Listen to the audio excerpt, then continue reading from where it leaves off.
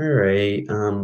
Good afternoon, everybody. Welcome to the North Carolina Museum of Art. My name is Ollie Wagner. I'm the manager of studio programs. Before we get started, let me just make a few quick announcements. First off, we're going to be recording this, or we are recording it right now. And I will have a recording out to all of you guys and to everyone who registered for this class probably later in the week. If you think you know somebody who would be interested in it, please share it. These are free to share. Let's see, what else do we have? If you guys have any questions during the demo, you guys can just type them into the chat and I will ask on your behalf. Then if we have time at the end, we're going to open it up for some Q&A. Also, one last thing is, some of you might be interested, later this month, I have a class coming up, which is going to be in the museum park. It's kudzu basket weaving with Angela Eastman, and I think it's going to be a really cool class. So I just wanted to bring that to you guys' attention. And if you're interested in it, you can find it on the NCMA calendar. It's on March 25th. And I will drop a link to that in the chat as well. All right, so without further ado, today's artist is a really cool Raleigh, North Carolina artist. A good friend of mine is artist Becky Joye. I know her back from when we actually were studio mates briefly at Art Space. And I've been following her work ever since. She's represented by Paige Bond in Virginia and Wally Workman Gallery in Austin, Texas. And she is going to talk a little bit about her work and demonstrate a little bit of her technique. Becky, are you ready to go? Sure. All right. You hear me? Hi, Becky Joye. I'm here at my studio at Anchor Light in south of downtown. So I'm going to start with a slideshow, share my screen here. And I wanted to talk about, since today we're doing a demo about collage, I wanted to focus talking about previous collage work and limit it so it won't be too long. So I started doing some collage work. I've been doing some acrylic with pencil work on watercolor paper, a lot of kites. So I was using fabric, tensile structures in my work, but I also learned to sew at the same time. And I was really curious about sewing on paper. So I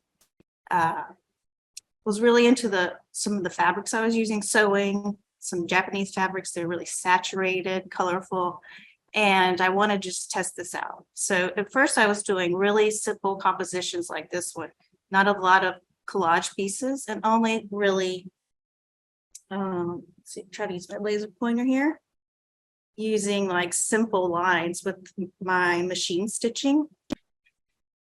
But I was just playing and having fun. As a former architect, I've always liked structures and seeing kind of figures, sometimes animals, thinking of sometimes people that I know inside of the work.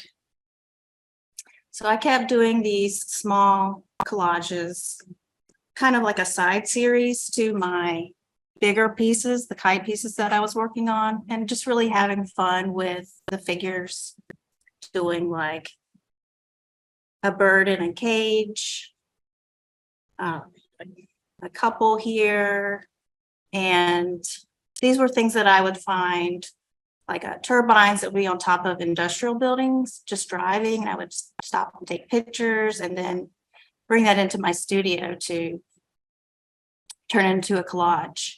And for the collages, I was using the same watercolor paper as in my paintings and bringing some of that kind of painting and pencil work into the collages, but also adding, I was using fabric, paper pieces, sometimes magazine, over here, magazine pieces, and then sewing those down with a machine. I did a circus series, different circus figures, ringmaster, clown, elephant, like this one down here had this nice nose-like pipe coming off of it. It's something I found in Mebane. And that's when I was doing the circus series, I was also working on an amusement series of an amusement park at night. And I did this back when I was at Art Space. I had a show where I was imagining this whole amusement park with different rides.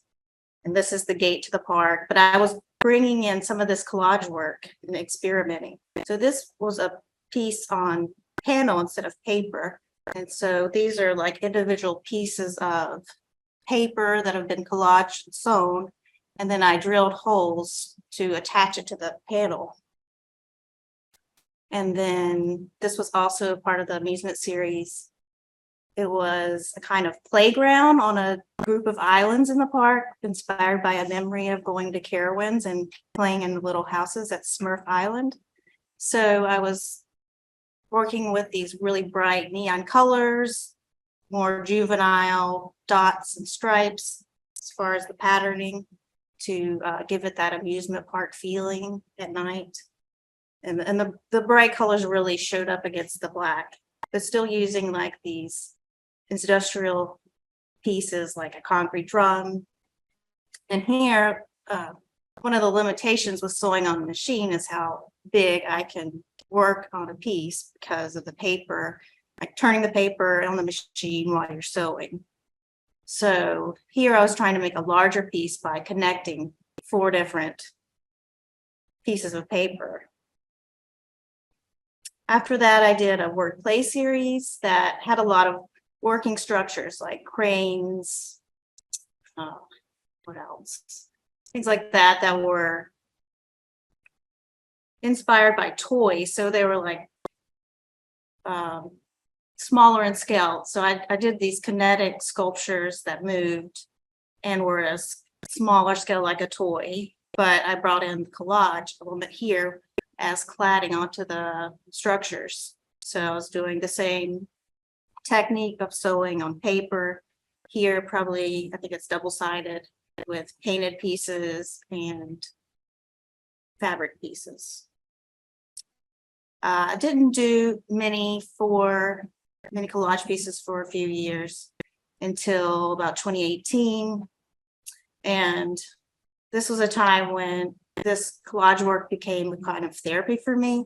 My sister passed away at the time, and with a few these pieces, I was trying to work through the grief of this situation and my relationship to her as her older sister, and thinking about exterior facades that we put on versus like what's going on inside.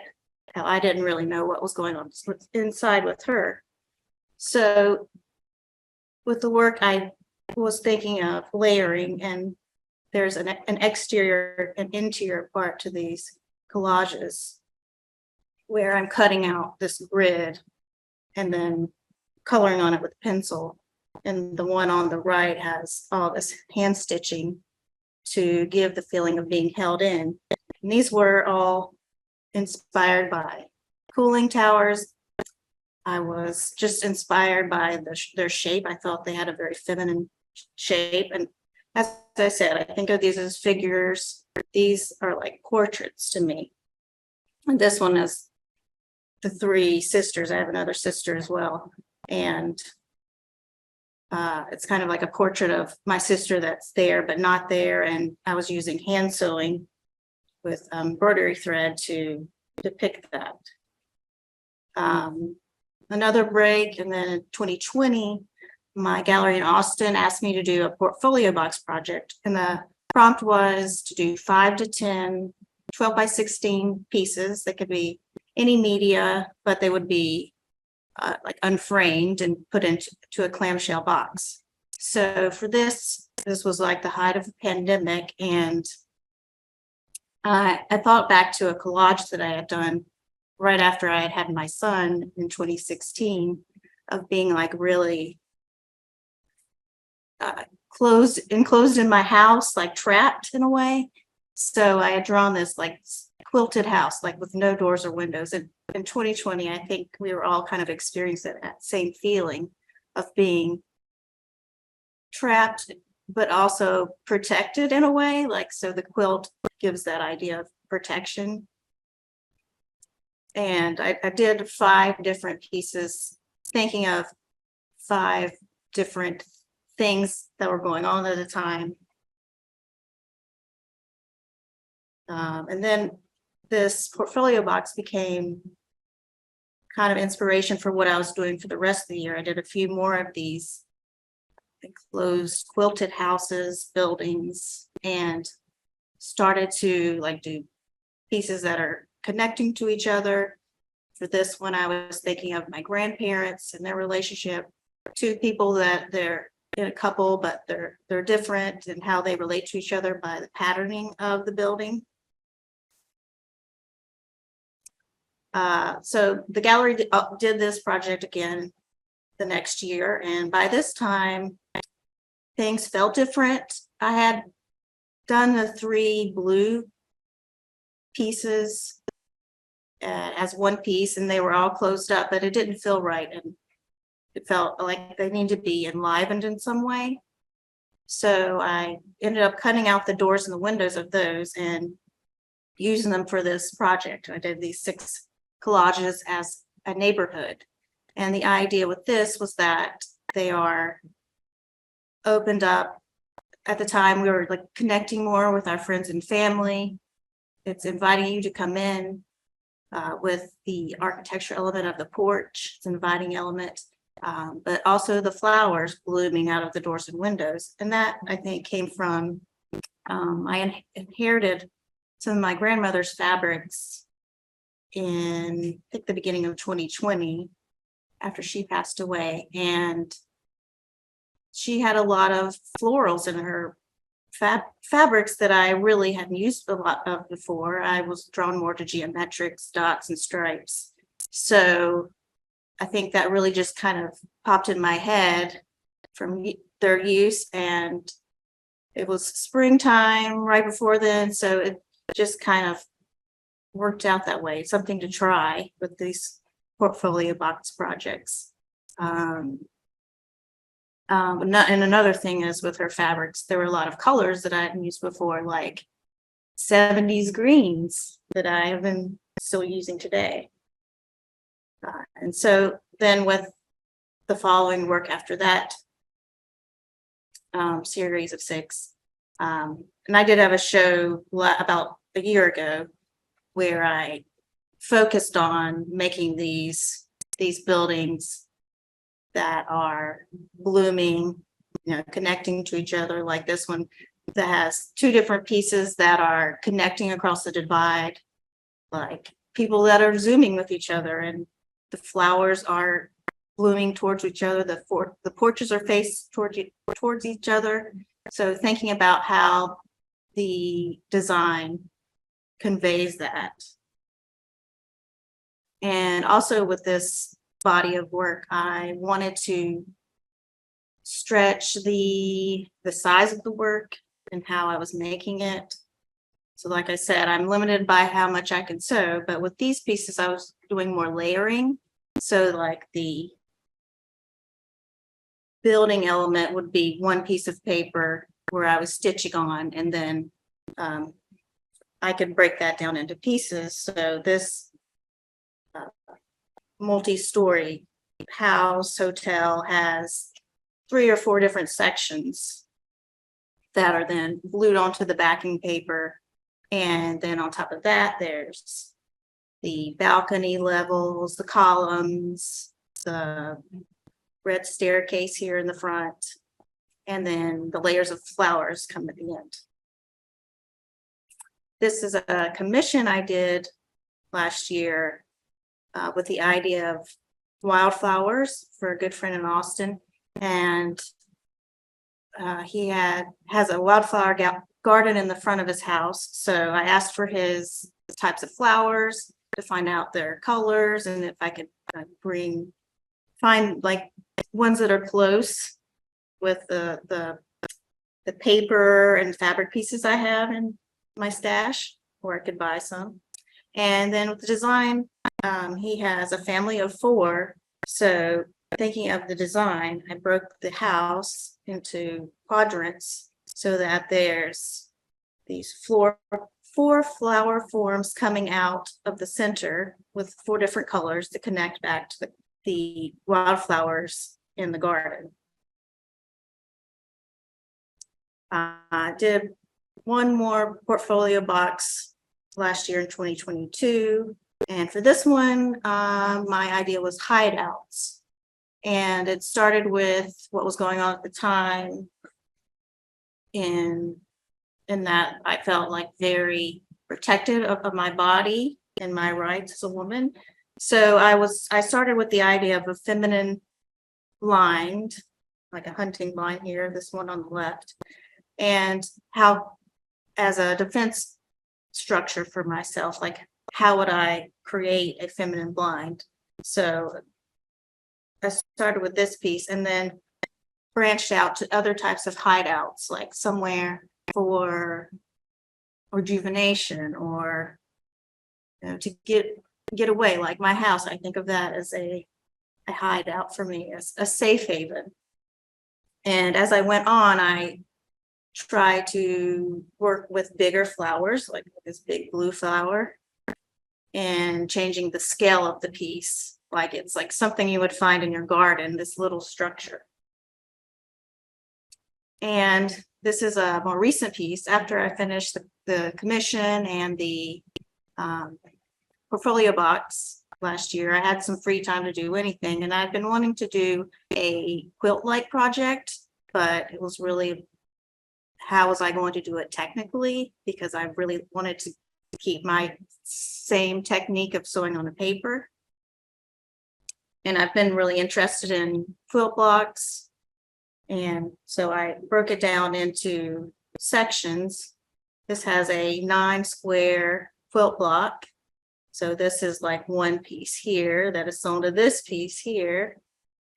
So I created this backdrop, and then I didn't want it just to be a quilt design. I wanted some kind of like central element, and I have been doing florals in some kite pieces because I always like kites. And for this, I was inspired by an amaryllis. I really love the bold color and the strength of the flower and the shape. It's kind of got a triangular shape. So, and with the quilt block, I chose Rocky Road because I wanted something that is kind of jagged and broken. So it has these like sharp edges, which I rendered in this acidic green to kind of balance out the sweet pink. And the idea is like something growing strong out of like a bad situation, difficult circumstances.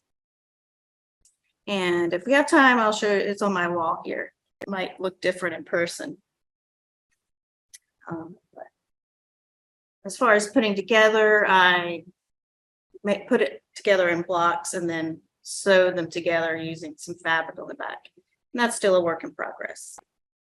So that's kind of like what I've done in collage for the past 10 plus years. Let's switch screens and we'll get to the demo. All right. So for today, I was going to use my hands. Okay. So for today, I just looked for an image on my phone that I liked for a building. So I picked this. It's a lighthouse in Maine. There's my lovely husband and son. But I really like the shape of the building. It has like this barn-like shape in these 3 segments. So when I start a drawing, so I'm just going to start with some regular drawing paper. Take it in the corners. I use like a lot of like painter's tape. You can get it like Home Depot, something like that. So I'm just gonna sketch the basic structure of the piece.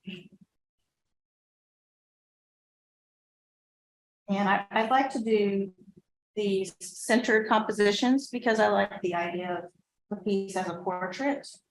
And for this demo, it makes it a little easier.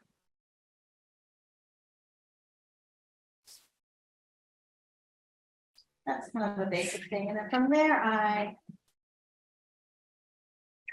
take my ruler and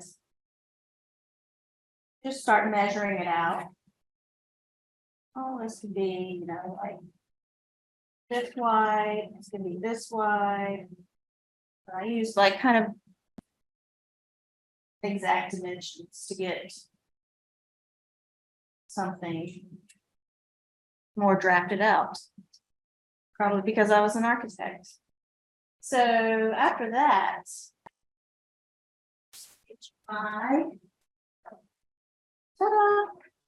I have this drafted out more clearly for you.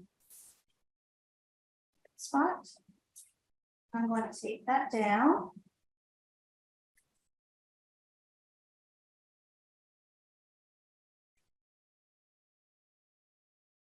Now, what I do next is think about what the pattern is going to be. So I made overlays to look at what kind of grid we can put on here. So I'm starting here with a 1x1 grid, 1 inch by 1 inch. And kind of see where it falls with the drawing underneath. So like with this 1x1, it works out well with these sections because they are like this one's 3 inches, this one's about 4. And then you have like a little bit extra here. And I kind of like, you know, I could do something mirrored here. This could be something going out from here. We have a central element at the top. And for these collages, I've learned that like 1 to 1.5 inches about a good size for the gridding. And if you're working on something larger scale, like with the quilt that I just made, that's about 3x3. So it depends on the scale of the piece. So here we've got 1 1/4 by 1 1/4, and it's working out well here.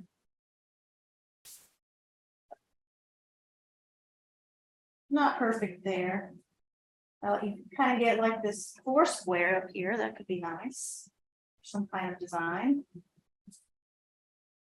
And also, I'm going to think about, do I want windows? Now, the building has 5 on the front, but I usually subtract as I wish. I edit out information that I don't need. So we're not going to do that many. This one is a 1.5 by 1.5 grid. So this seems a little big to me. And we get like this tiny sliver here.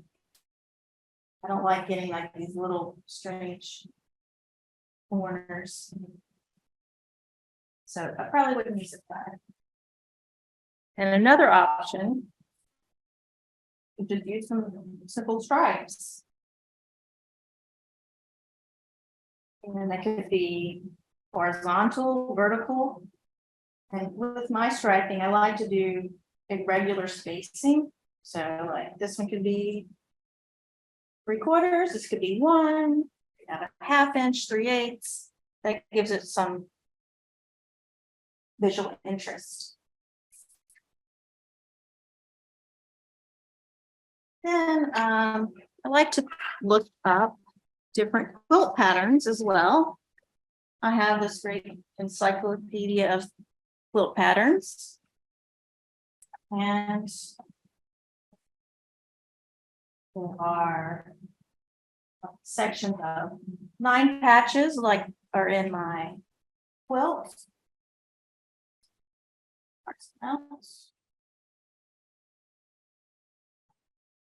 Hey, Becky, real quick question. Yeah. So do you try to use the same scale of grid on the whole project to keep it symmetrical or consistent? Yes, but I don't have to do that, and we're not going to do that for this collage. Well, actually, yeah, I'd drawn it first a certain way, but then I simplified it. And how would you Like I was make going that to use 2 different grids. decision? How do I make that decision? Yeah. So here, I'll get my overlook. Next one. So I had found a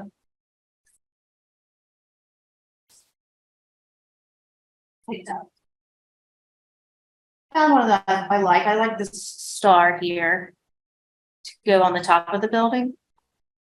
And that I used a 1.5. Yes, 1.5 by 1.5. And then I was thinking about using a 1 by 1 on the bottom. And like all the lines don't line up, like the center line lines up. These don't, but then this line lines up because eventually they're going to meet up again the way that. And real quick, one more question for you. Can we see a shot real quick of the final product? I had a student who would like to see what the lighthouse looks like when it's completed. Oh, you just want to jump ahead? We can hold off till the end if you would like. Well, I didn't finish it all the way yet. Right on. But well, I decided this. So I have like these 3 different segments, making it a way like I could do 3 different patterns. Decided this would be too much work for me, so I just went with a stripe pattern. Then I did a solid on the bottom. So this is where we're heading. So for the demo, I was going to go through all the steps of getting to this point. Really, there's more steps past this that would include like putting the flowers on, painting backgrounds. But as far as like the collaging, this is kind of where we're heading. So I chose this pattern, and I like this. I guess it's a floral. What's the word called?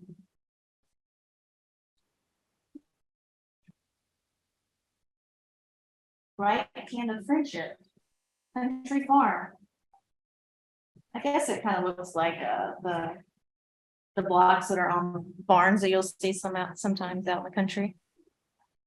With the design, so next, after I come up with the layout, I start looking at like what colors, fabrics that I want to use, and I kind of like call that I'm going to go shopping.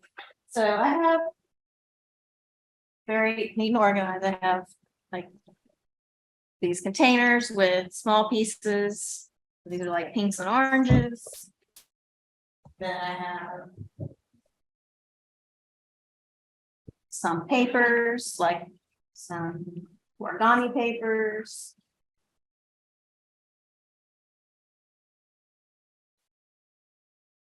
Some, I found this book that's really great for flowers and leaves.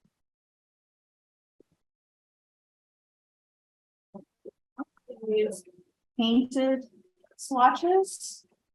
So these are like just solid colors that have been painted on the watercolor paper.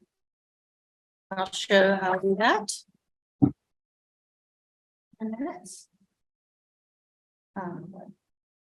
Let's see, I'll get some other patterns.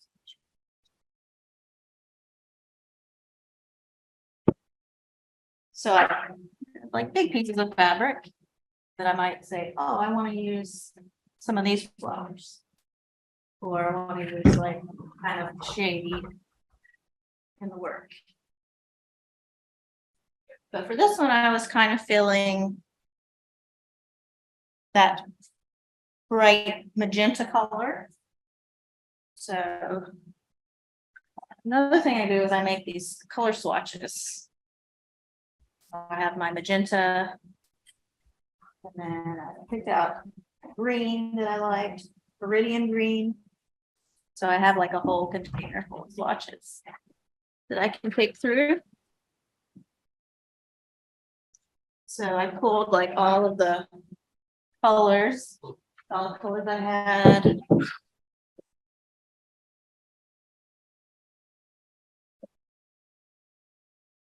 And then fabrics in that color range.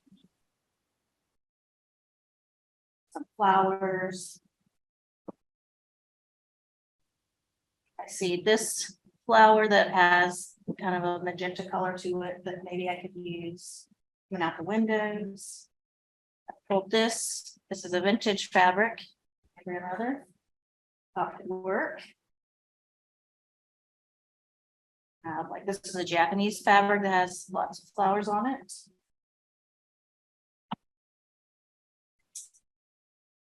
I saw this one that had lots of the dots are like have the magenta and the green that I'm working with. And with my design, I'm kind of like looking at the layout. I'm just going to focus on the top part right now. There's these two colors together. They're more saturated. And with that, I'm picking out some less saturated versions. It could be like a light pink, or even like the polka dot is like a white with some of the same colors in it, so that this shape will pop out if I surround it with those lighter tones. So I think I'll show you how I do my paint swatch real quick. I just take, if I don't have enough of certain colors left over, I'm gonna make like a magenta right now. So all I need is, this is just like a scrap of watercolor paper, and I like Arches Cold Press Natural White. This is 140 pound, I think.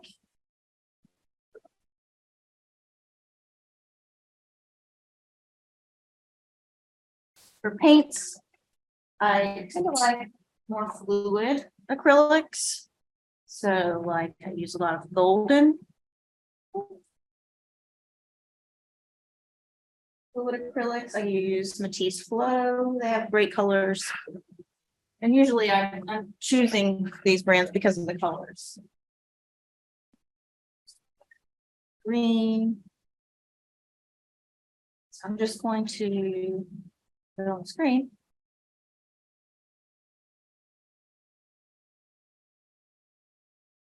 A little bit of magenta. Tad of white. This is some acrylic medium.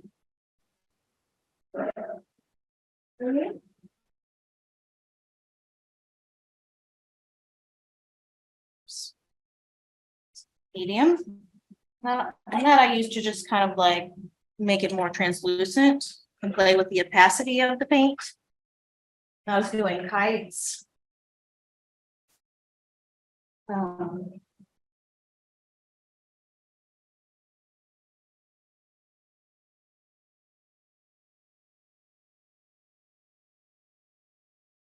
When I was doing kites, that was really playing with how translucent they are. So I was using a lot of medium for those. Probably do it more on a color. This is a thicker one, so I'm going to add some water. I'd like it to be really spreadable. When I do color, I like it more like a field of color than rather like a lot of paint marks. That's my setup. And then just for this, I'm using a flat brush, I think a 3/4. And a mixing brush, a round mixing brush. Mix the color up. Too watery.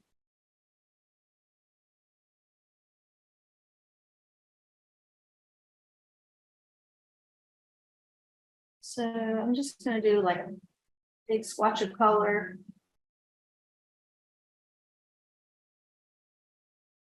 Depending on how translucent you want it, saturated. That's how many coats you want to paint. So I'll let that dry.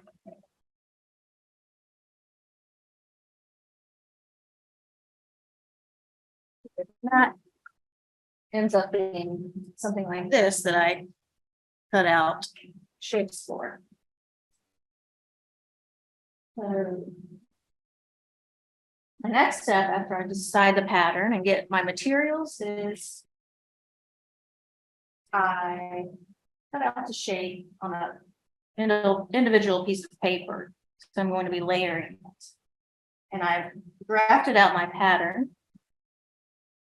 This star shape up here and the stripes here, and I decided to do a door and a window so that we could have a door, a little bit more of an opening there. And I put it here to kind of balance out with the lighthouse element up here. Let's take this down first. So now I'm going to start cutting out pieces. Hey, Becky. Yeah. What kind of paper do you use as the base for these projects? It's all watercolor paper. Watercolor? Yeah. A particular kind of watercolor, or just a thick Arches. arches? Arches, Okay, right on. cold press, Cold natural press. white. Mm. I'm doing like really big pieces, then I might do it on the thicker paper. Like Uh-huh. I think like 260 pounds. Typically I use the one, I think it's 140. Okay, yeah. So it's harder to find in the store these days. Okay. So I'm going to take a piece of traced paper. It's on a roll like this. This is a drafting, typical architectural tool. So that I can see through it.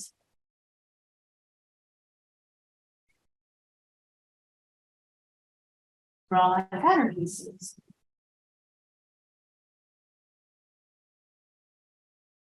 It's junking.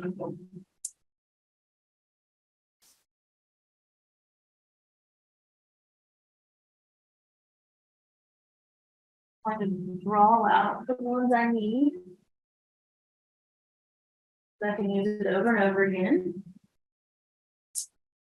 I got paint on there.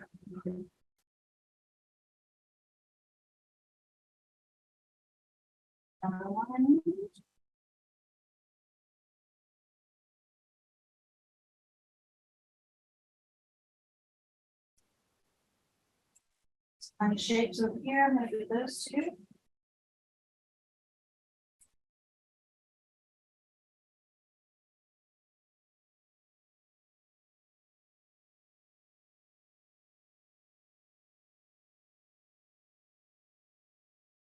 There's quite a lot.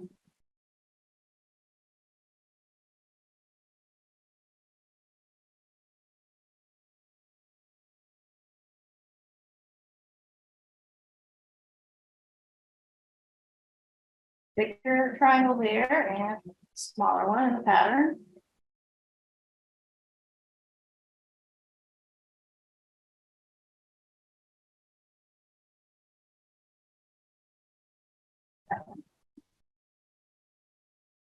So this was five.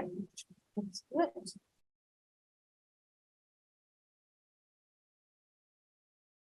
So I've got like these shapes here, which is 3 different triangles.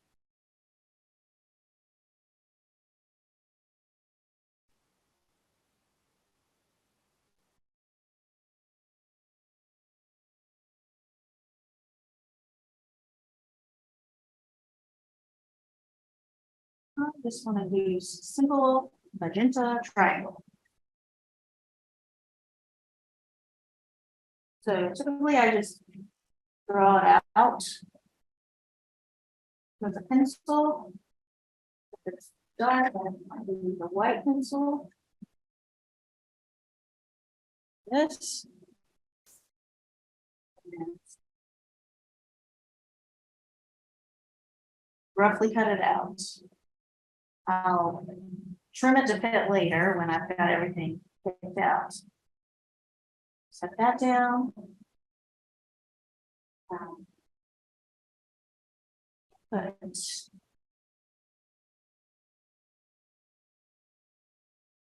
so I liked, I already made this one, so I put like a flower in the middle. And I kind of like sometimes to connect two flowers to each other of different fabrics, prints. So I'm just gonna use my trace paper. I can see through the paper to see what my shape, what's gonna be on my shape, so. That.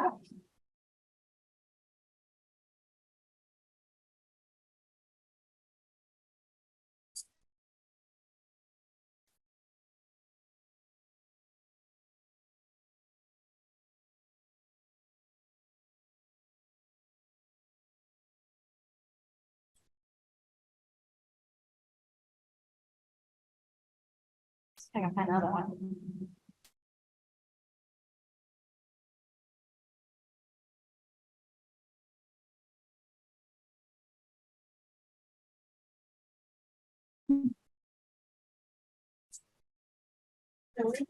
I'm gonna do another shade of paper, shade of variety. This I'm going to cut differently because the paper edge here. I can go ahead and cut it shape exactly.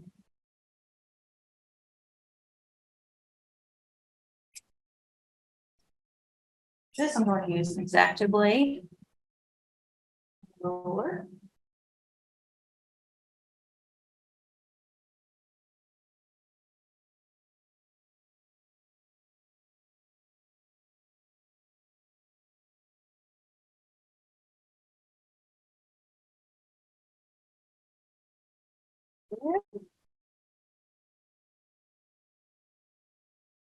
Let's do a paper piece as well.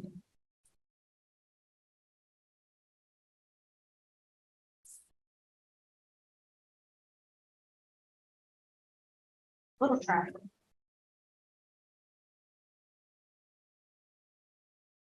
Do that the same way. Measure.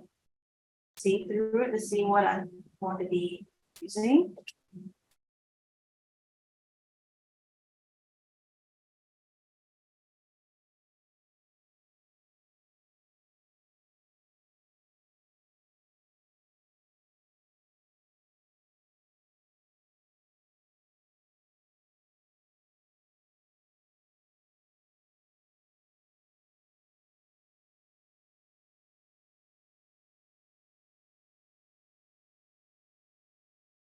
Here.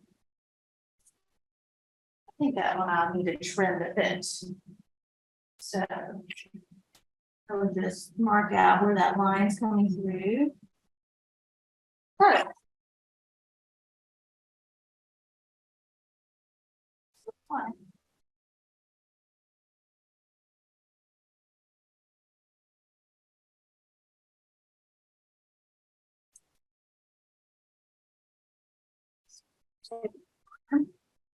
Eventually, I'll have this filled up with different pieces. So I got something like this. I already stitched some of it. So let's just look at the side.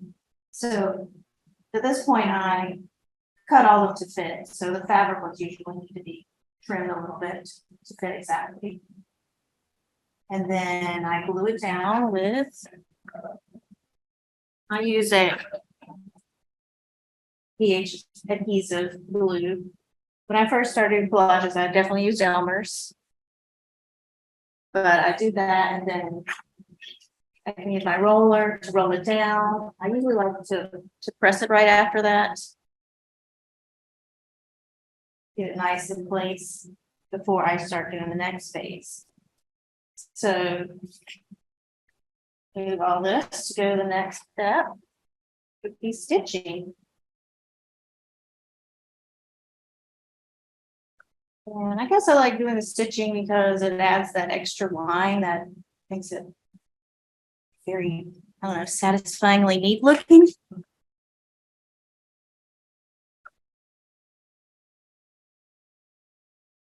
And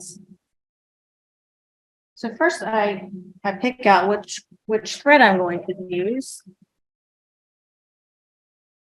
from what I have. And what I do is I kind of just lay it over the piece. This one has some contrast with the lighter colors, but then doesn't show up on the pink. This one's kind of like a dark green, which to me is like a little too dark.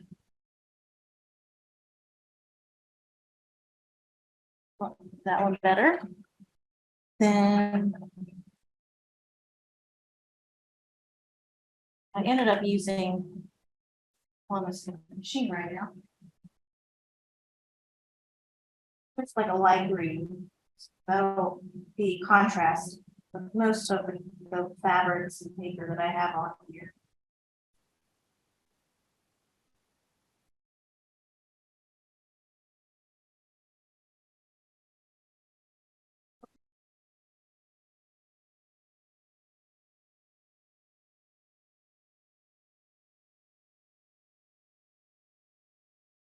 I consider this part, but it's harder to see on my machine.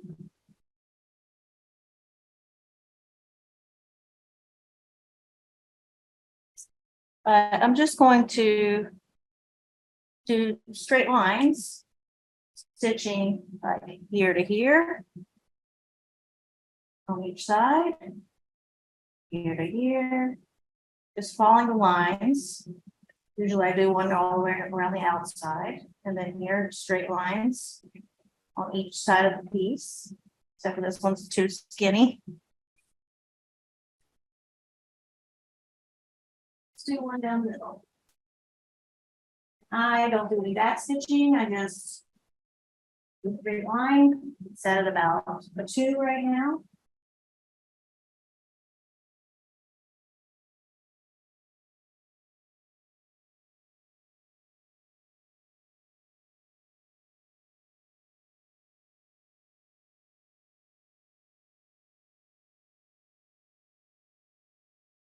Needing exactly. Slippers.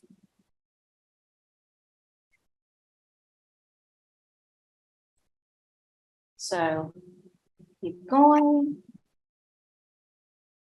here.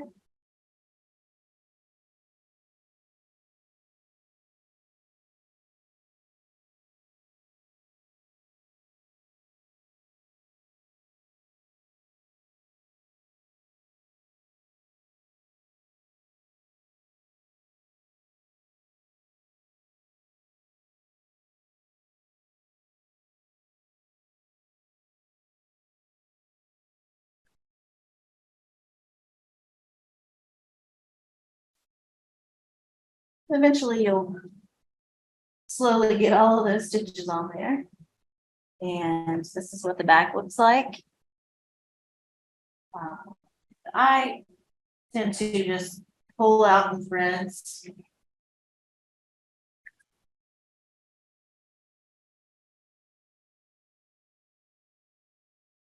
So, and then tie them in a knot to secure them and then glue them. You don't need to be as meticulous as me, but that's just my preference. And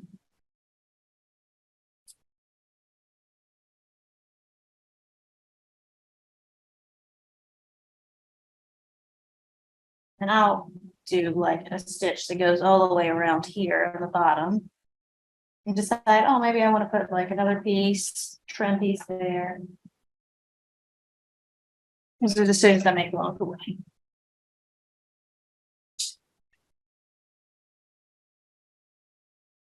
So once I've got this sewn, I have a backing piece. This is 12 by 16 piece. I've drafted on some of the elements from that first sketch. This helps me line it up to on paper. There's this roof back here and a chimney. I ran out of time. I didn't draw the lighthouse part yet, but so I can decide how I want to render this part. And if I wanted to say like paint the background, like I've done some collages, I'll paint it first before I glue this down. Hey, Becky, real quick. Yeah. Could you go back to really quick how the pieces are attached prior to sewing? Oh, yeah. I Thanks. glue them Oh. with adhesive, so do it on my sleeves. Cool, thanks. Yeah, I did miss a step, but I was gonna do. So I typically just put on my glue and smooth it out with another scrap of paper.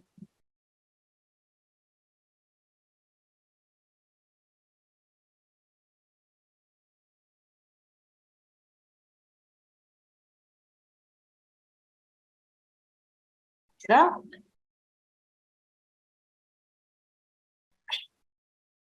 On. Hold it for a few seconds.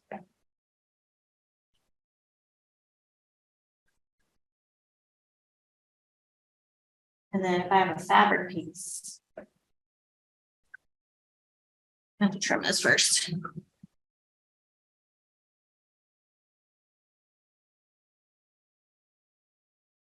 Show you some more tools.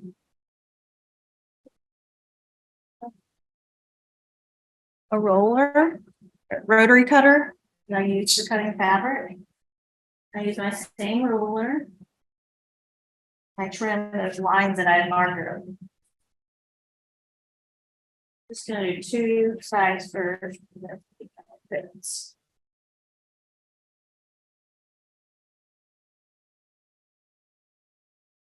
It's not always perfect. Mark out where the line is.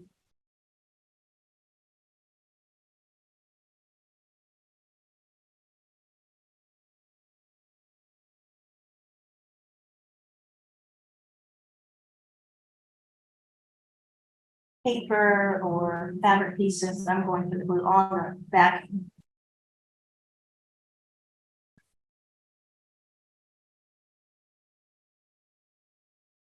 Same method of spreading my glue out to the corners. Just want to get it under all those corners so they stay down nicely.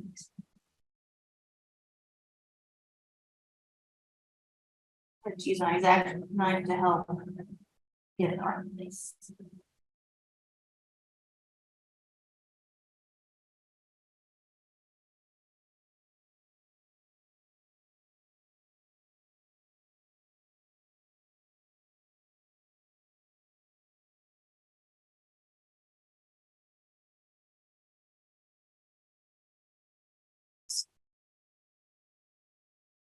I think that will cover it.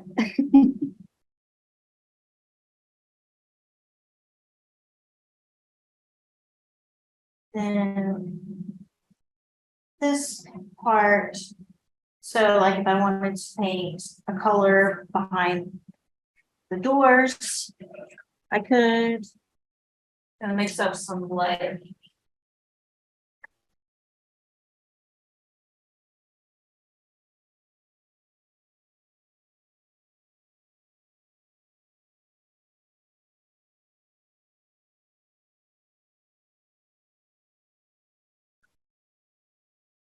I've marked out where the doors and windows are.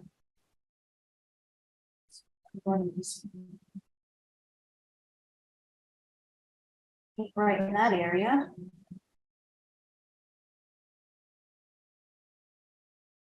Quick question, Becky. How many stitches to inch do you usually set on your sewing machine? Stitches to inch. I don't actually know a lot about sewing I machines just like put that it yet. on the setting.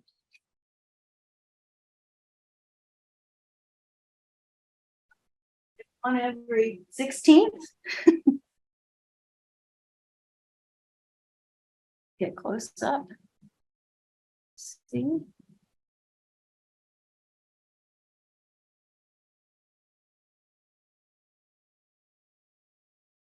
I just do a simple, simple, straight stitch.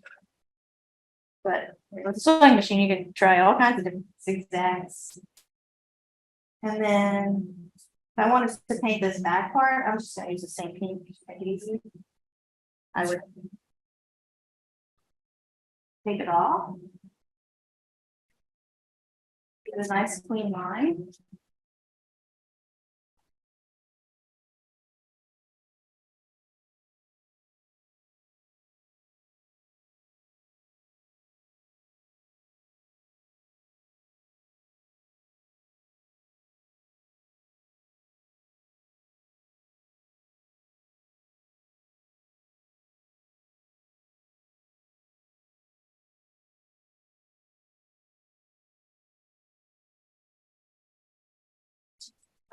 Line right through. And a little bit in there.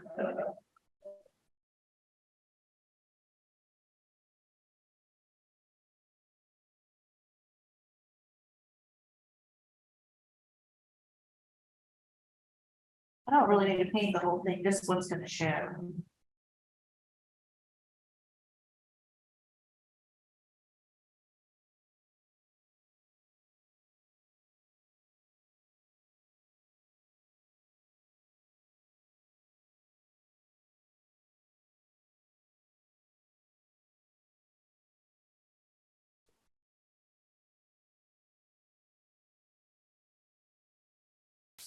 A bubble?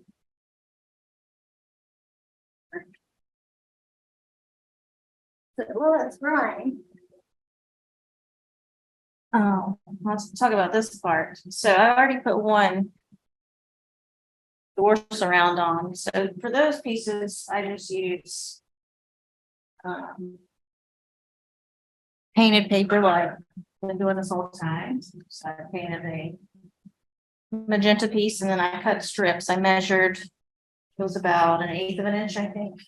I measured the building and then cut the strips. So that's for this trim part, and then for the windows or doors, I measure. Handy little ruler. I measure like this is 1.25 inches, 1.25 inches that way, 2 inches by that way. I cut out that rectangle and then I mark where the inside line would be, cut that part out, my exact height. And then I just glue it on. I usually do finish the stitching before I do these kind of detail parts.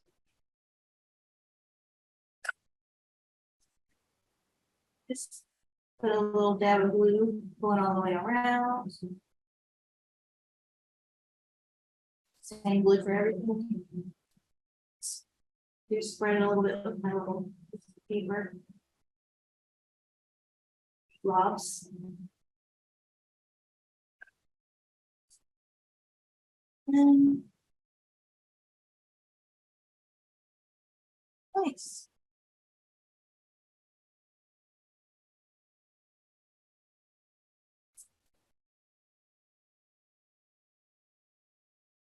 And I chose this darker magenta so it would pop out from this shade here. So I'll do the same putting this around the edge. And this would be the same method I'd use for like making my columns. This pencil. Put the piece right on here and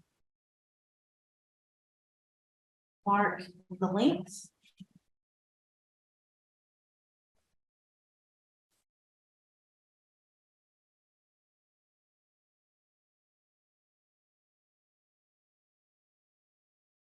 Cut.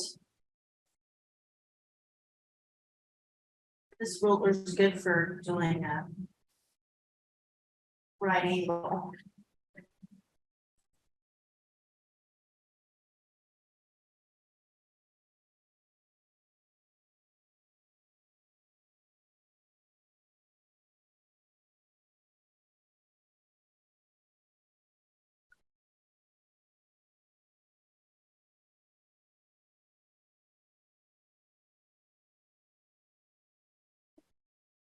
Same method to glue that down.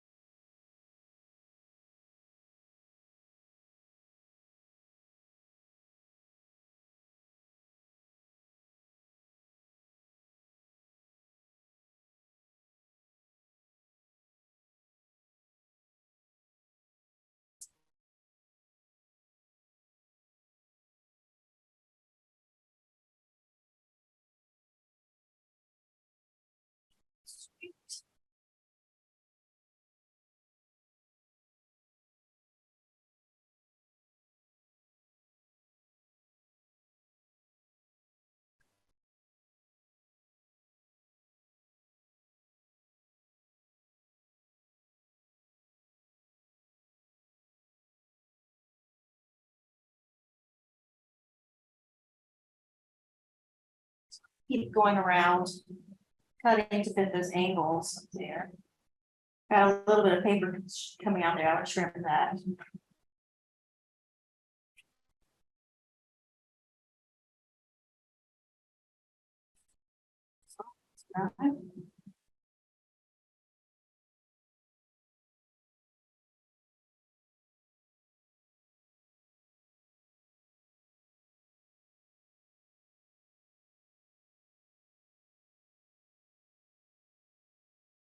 And then I could do more painted. I could do some in pencil, like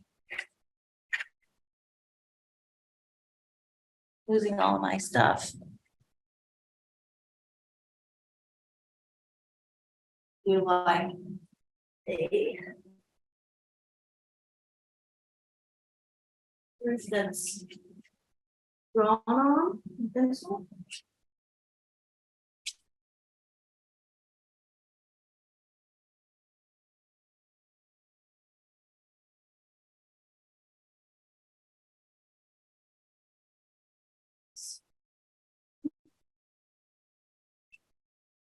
But I could do something more like free-handed character.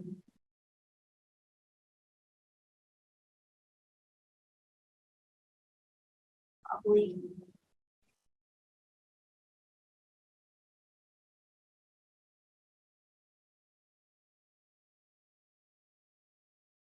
Then we like to do some sort of shading.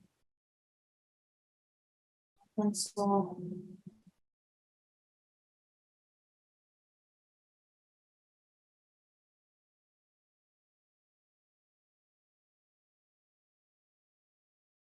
And the last element I do is decorating with the flowers, the blooming out of the windows. I didn't prep a lot of this, but see what we have in our box. So I do keep this little box of flowers that are already cut out. There's one I wanted to use. I don't know, maybe that'll work. Maybe I want more contrast than that. Like I could do something more white. Pops out more.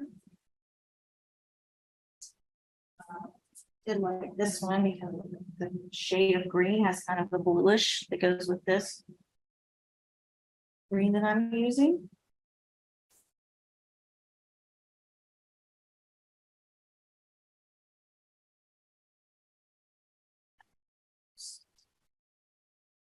White pieces. Essentially.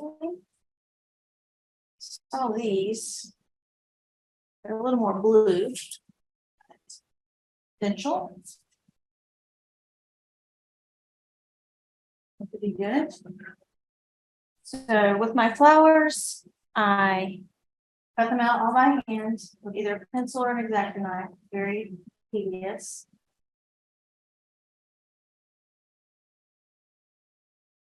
Get a good pair of scissors and start going around. X-Acto can be good for like inside edges that are hard to get to. And sometimes I glue them right onto the opening. Sometimes I glue them onto another watercolor paper to give it a little more depth. So, or I can use this one. This one is just a piece of fabric right now. So I have this. This is the same Arches watercolor paper, but it's a 90 pound, so it's a little lighter. So it's good for small elements. So I usually just glue it on and dry first. Do that while I'm cutting out.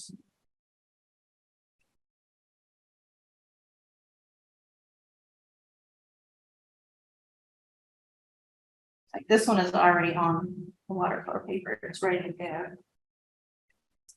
Get back to cutting.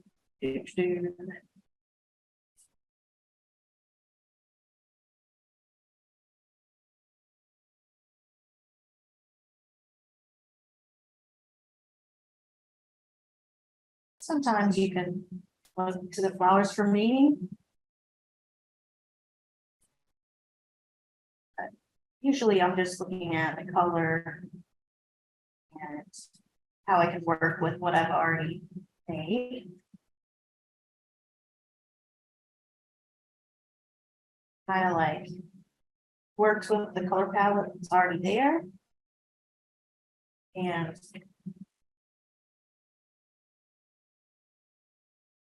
like draw from some of the pieces I've already used, like in the same flower.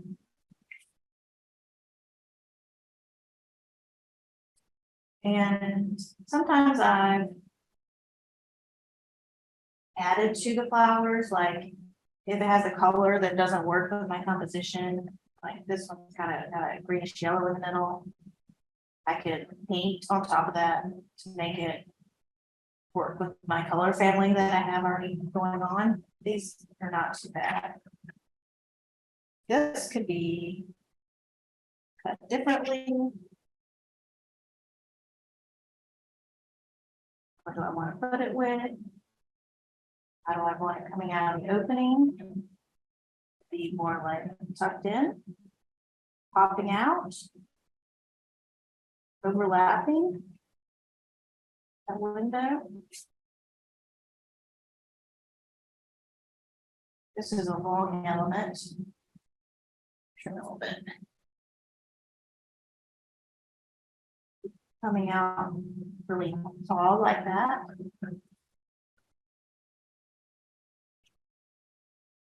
Close to dry. So this I'm just going to cut out with scissors.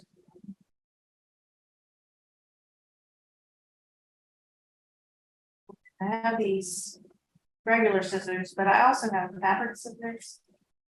Show you. That I use for cutting out my fabrics instead of regular scissors.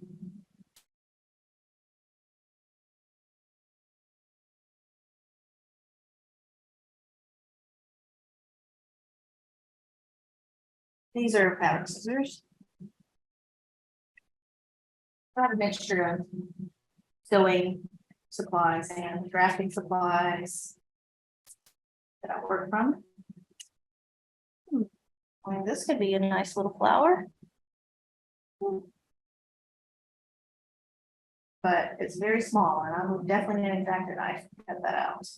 For right now, I'm just gonna do the main shape.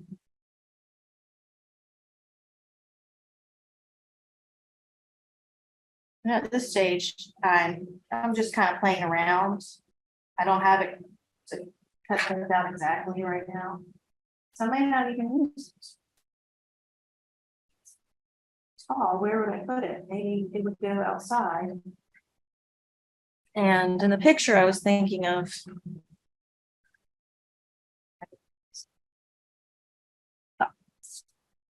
using this. There would be like a railing there.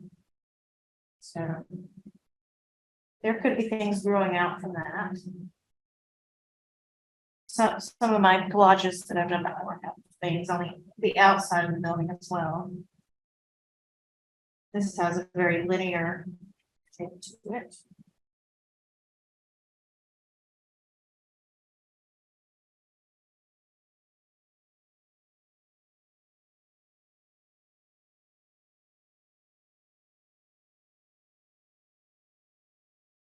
Fabric scissors.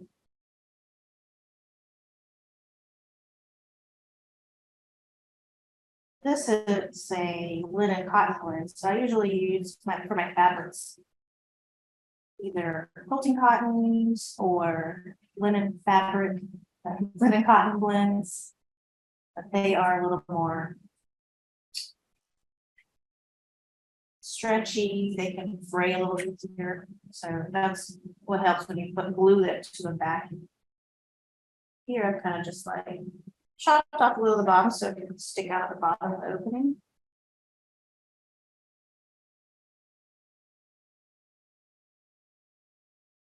So that's basically the direction I'm going in. Probably a good place to see if anyone has questions. Or maybe I could show around other things I'm working on in my studio. Let's see. Why with this camera?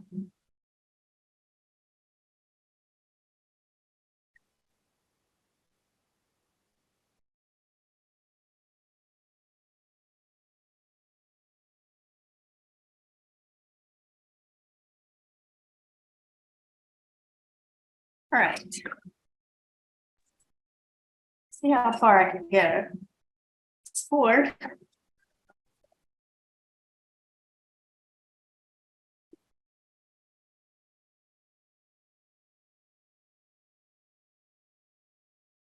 Sorry, I tangled on the chair.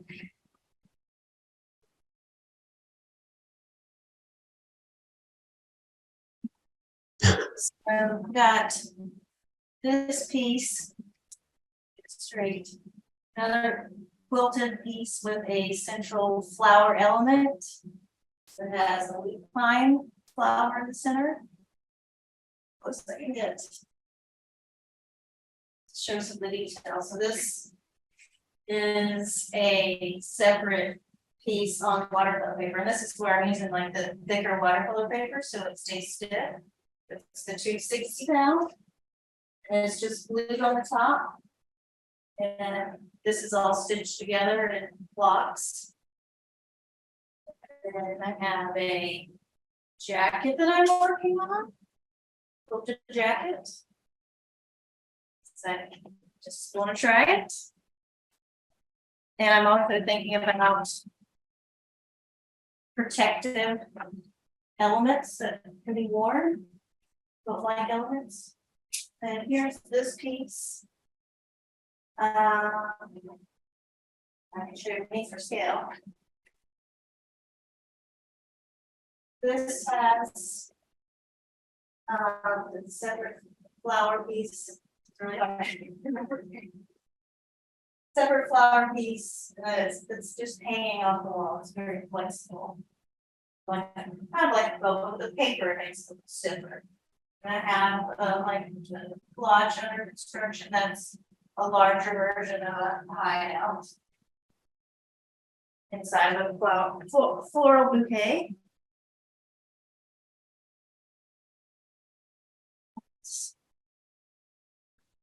switch cameras. A quick question for you, about specifically the picture you were just working on was how would you personally do the railing above the blue area? Would you do that with pencil, paint, or fabric? Which one are you talking about? The railing above the blue area. The rail on this the collage that we're working on today? Yeah, and the collage demo that piece? you're. Yeah. Yeah, I would do it just like I'd be doing the like these Like, little strips of paper, or I would draw it out and then cut it all out. oh, okay. Not like Yeah. I did the other piece. And I just glue it down. I don't stitch those because they're so small. Sometimes I stitch the flowers like if they're larger, like on the big quilt piece I did. Some embroidery work. And that feels like it's more secure to me than just glue. Mhm. Any other questions?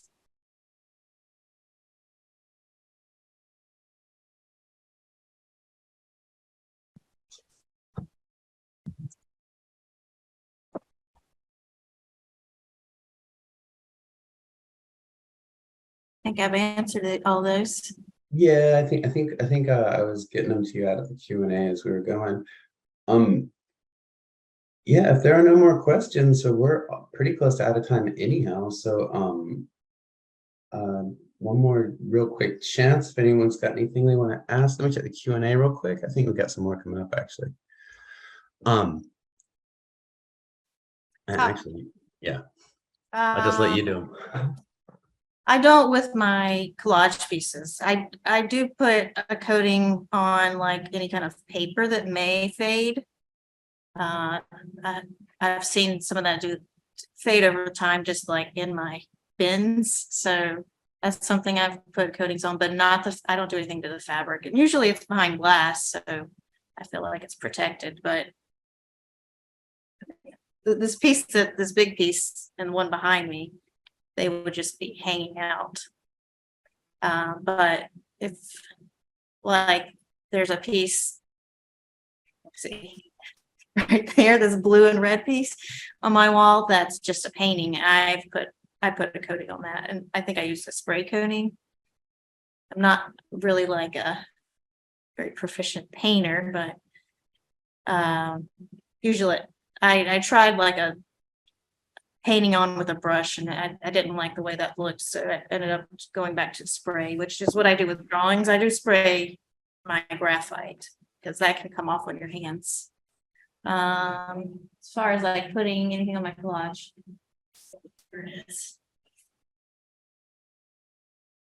I think I just use this varnish and paint it on with a brush.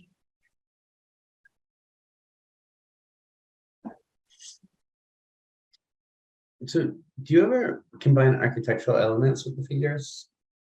With With figures, figures, like, yeah, do you ever put figures in your work? Anything like figure? actual people? Yeah, No. I actually The knew that, but yeah. figures. I used like in high school, I did like really realistic drawings of people and animals, but after architecture school and becoming an artist professionally, I was trying to find my voice, but I never saw people in my work, and I didn't know how I would render them. Like I did work on a children's book back in 2019 that kind of was just a project didn't go anywhere. But for that, I had to come up with a person. So like I can show you one of the pieces. So a character with the collage elements.